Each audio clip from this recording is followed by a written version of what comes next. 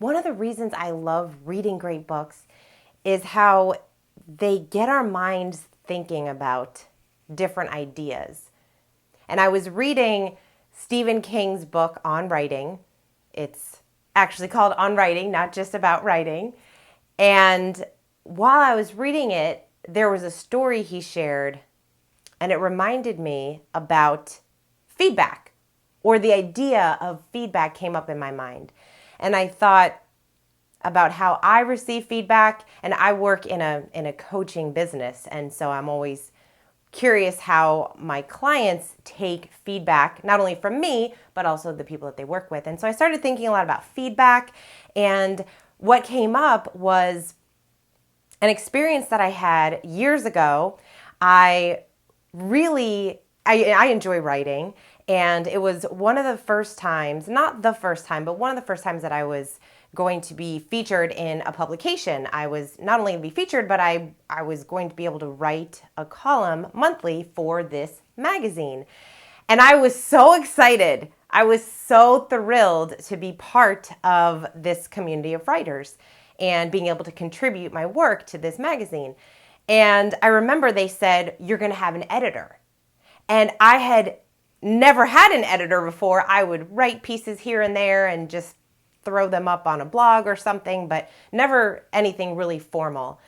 And I remember being so excited that I was going to have an editor. I thought I was so cool. And I remember writing my first piece for them, and I couldn't get it right. It wasn't bad. It wasn't great. And I just sat with it for a couple days, and I couldn't figure out on my own how to get it right. Like, I couldn't get it to a different place. I just knew it wasn't where I wanted it to be, and my deadline was coming up. Now I had deadlines I had to worry about.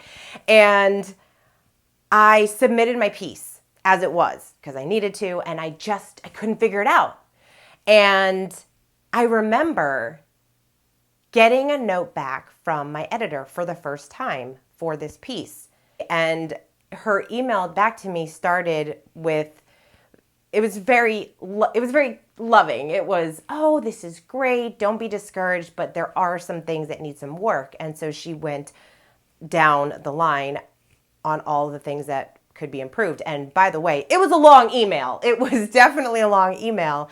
And when she called me, I could tell in her voice that she was nervous to talk to me. I feel like she didn't want to be on a call with someone who felt defeated. She obviously was very loving in her email and didn't want me to feel bad.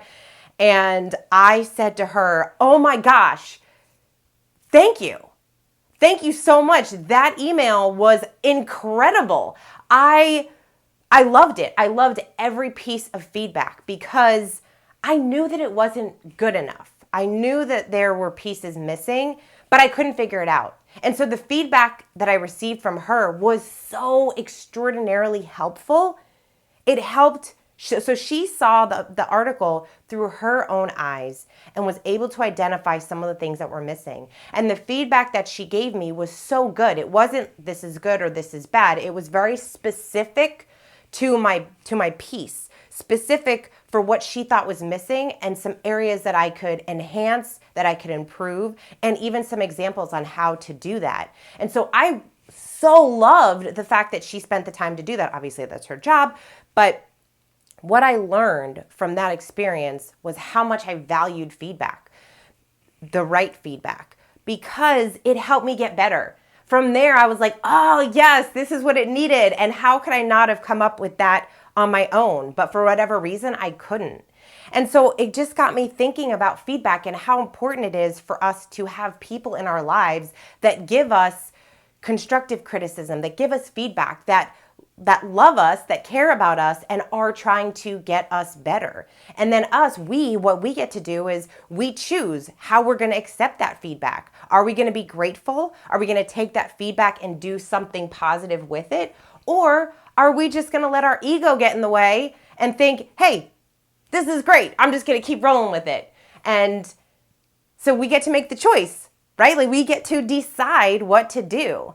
And so I wanted to do this video to really just put it in your mind to think, how do you receive feedback? When you get feedback, are you defensive?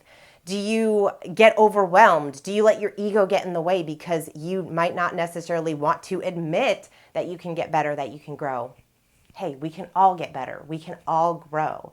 And so I challenge you to think about the way that you receive feedback in all areas of your life, and from business to personal, professional, every different area, the feedback that you're receiving, who you're getting it from, where you're getting it, and how you're taking in that feedback to really improve on whatever it is that you're trying to work on, whatever it is that you're trying to improve.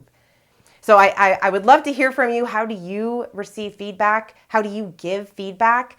I just feel like that was such an impactful experience for me, and one that I really valued and appreciated. And again, it all got brought up because I was reading this book, which again is why I love reading great books, and they just help us think about our own lives and our own experiences that we're going through. So I hope you found this video helpful. If you did, please like it, share it with someone who you think might find it valuable as well, and I will see you soon.